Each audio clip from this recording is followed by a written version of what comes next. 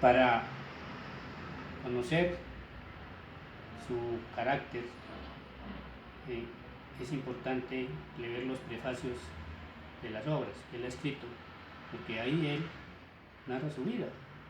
No estamos nosotros haciendo historia de que pasó esto que el otro, sino que vamos a escucharlo a través de la lectura en este libro que es Los Césares de la Decadencia. Prefacio para la edición definitiva. Porque fui un Sagitario solitario, y nadie lidió conmigo los rudos combates que yo lidié, y las piedras de mi honda y las flechas de mi carcaj cogidas fueron en los desiertos de la soledad y talladas en ramas arrancadas a los árboles de la soledad, porque solo viví y solo combatí. Por eso tengo derecho a llevar solo el peso de mis derrotas y solo debo llevar el orgullo de mis victorias. Orgullo, victoria. ¿Qué sentido tienen esas palabras inanientes cuando se ha pasado ya el meridiano de la vida, más allá del cual los vocablos más atrevidos pierden toda sonoridad y no son sino débiles voces de un ensueño que van a morir en las entrañas de otro ensueño? Voces de la vida que se van, dichas al oído de la muerte que llega, miserable diálogo de sombras inclinadas sobre el río tenebroso de la eternidad, recordar, rememorar, evocar, alfareros a la orilla de las tumbas, empeñados en hacer estatuas de cenizas. ¿Cómo no nos asombra su miserable fragilidad? Cavar en la fosa del pasado. ¿Qué vamos a hacer de ese torbellino de polvo que levantan nuestras manos profanadoras? Hacemos bustos y medallas que acaso se harán pedazos entre nuestros dedos después de haberlos quemado. Evoquemos los pálidos espectros antes de ir a dormir con ellos entre sus mudas legiones. Hagamos poner de pie a los muertos aterrados, en nombre de la justicia, y que los legionarios del crimen oigan el veredicto de la historia. La pasión política devoró mi juventud, la devoró como una lepra, la consumió como una llama. Ella se extendió hasta los más fuertes de mi edad madura, siendo según unos una lamentable desviación de mis energías y según otros una admirable centuplicación de ellas. En ese litigio tan rudamente debatido sobre si mi obra política ha hecho mal a mi obra literaria o la ha completado embelleciéndola, no puedo ser yo el árbitro. Los padres de aquellos que han de sentenciar en ese litigio aún no han nacido. Yo sé que esa gran pasión que fue la gloria y el fracaso de mi vida, esa pasión que hizo de mi juventud un poema bélico y de mi edad madura un gran lago de tristezas donde se hundieron muy bellas barcas de ensueños y esquifes empavesados con velas de oro y de púrpura, ha llegado hasta esta hora taciturna de mi corazón e invade hoy, con el escarlata de sus visiones, la serenidad de los cielos de mi alma, en los cuales empiezan a imperar ya las blancuras siderales del único. Esa pasión fue el numen de muchos libros míos, sol que no tiene ocaso, el sol de los muertos. Porque yo en política no tuve sino ideas, no tuve intereses. Yo fui un escritor político, no fui un político escritor. Mi pasión política fue toda intelectual, residió en mi cerebro, descendió a veces hasta mi corazón, pero no bajó nunca hasta mi vientre como en los políticos profesionales. Yo tuve en política ideas, a veces tuve pasiones, no tuve nunca intereses y menos tuve apetitos. Mis manos y mi cerebro quedaron vírgenes de toda concupiscencia y mi pluma gozó de esa misma virginidad. A los despotismos que yo combatí les fue dado insultarme, pero no les fue dado corromperme. Por eso pude ser su juez.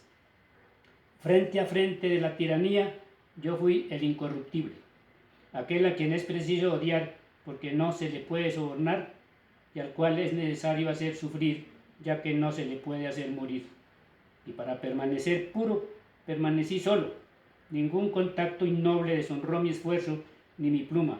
No pertenecí a ningún partido. y por eso no vendí a nadie ni fui por nadie vendido. No tuve otro partido que el partido de la libertad, y ese no es un partido, es una soledad. Desde esta soledad hablé al mundo. ¿Cómo iba a tener almas hermanas en el corazón de ese desierto? Solo el cuervo de Elías y el león de Patmos llegan hasta la caverna de los solitarios, y ellos no me faltaron. No tuve más patria que el destierro, y por eso no tuve compatriotas. Mi ciudad fue la ciudad ideal, y así no tuve conciudadanos. Fui el vencido perpetuo, como la libertad a la cual serví y a la cual sirvo. Los vencedores no me contaron nunca en su cortejo.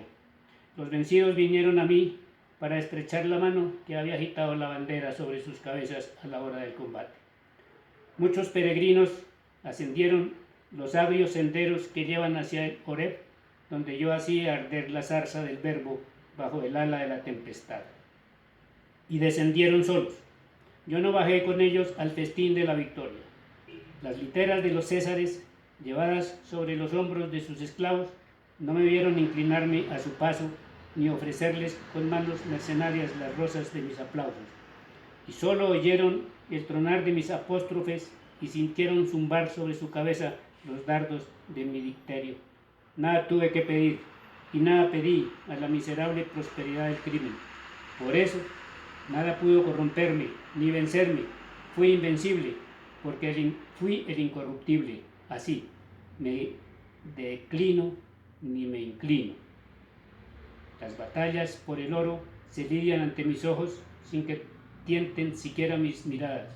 El oro, que no deslumbró mi juventud, ¿cómo podría deslumbrar este crepúsculo de mi vida, glorioso y fastuoso, en el cual se aglomeran todos los oros vírgenes de un poniente sin mancilla? ¿Qué podría corromperme hoy? Todo amor y toda ambición han muerto en mi corazón. Sobre tanta ruina acumulada no queda sino un ídolo, la libertad. Mi culto de ayer, mi culto de hoy, mi culto de mañana, cuando mis labios ya trémulos la busquen en la sombra, faltos mis ojos de luz, no para insultarlas, sino para besarlas. Y mis manos ya torpes busquen su divina imagen, no para mutilarla, sino para acariciarla. Y mi cabeza busque su seno de virgen guerrera para reclinarme en él y morir sobre él bajo el fulgor de sus ojos inmortales. Un canto de ese largo himno a la libertad que fue mi vida es este libro, medallas que el buril de la justicia grabó sobre el mármol de la historia. Césares del fracaso, sin otro prestigio que el de tu crimen, yo los esculpí y despreciándolos los inmortalicé. Es un legado que bajo a la posteridad única digna de poseerlo. Los hombres del presente, en los países aquí historiados, no podrán mirarlos con ojos indignados porque muchos de ellos pertenecen a generaciones engendradas bajo la digestión de los manjares comidos en los festines de esos césares o hechos servir por ellos a sus esclavos. Este libro, como todos los libros de historia, no necesita la perspectiva del tiempo. La perspectiva es la purificación y como la ideación de las montañas y de los libros, esa diáfana aureola de luminosidad azul que los hace tan definitivamente bellos. Todo libro es un diálogo con la posteridad, y este lo es. En él hago a los hombres del futuro el relato fiel de los gestos y de los hechos de hombres inconmensurablemente pequeños, a quienes sus crímenes hicieron desmesuradamente grandes. Las generaciones brutalistas que sirvieron de pedestal a esos ídolos de un día empiezan a derrumbarse en el polvo, mezclando el suyo con el de sus amos ya desaparecidos en la muerte. Las cenizas de los césares y las de los esclavos hacen un solo montón sobre el cual ningún sol de gloria de sus reflejos inmortales. Es esta hora en que esos espectros lamentables empiezan a entrar en la sombra del olvido, la que yo escojo para evocarlos de nuevo y llamarlos a la vida, publicando este libro en la edición definitiva de mis obras completas que edita la casa editorial Sopena. Hombres libres vendrán mañana, dignos de leer este libro vengador y justiciero. Ellos lo leerán a la luz de un sol puro, sin complicidades y sin sobornos, y agradecerán a las únicas manos que fue digna de escribir la historia de esas déspotas, porque fue la única que ellos no pudieron comprar. Y aquí lo estamos leyendo, ¿no? Cumpliendo la voluntad de Él, que es lo importante. Y una cosa importantísima ahí, ¿no? Cuando habla de librepensadores, los librepensadores no estamos en partidos políticos, ni en organizaciones políticas, ni religiosos, ni nada. Nosotros somos libres en ese sentido. Y nosotros no pertenecemos a organizaciones, ni fundamos organizaciones. Nosotros somos ácratas. El verdadero librepensador es un ácrata. Y eso somos ahora hoy, que hay muy pocos librepensadores en el mundo. Yo creo que toca buscarlos con una lupa, porque ya no hay librepensadores.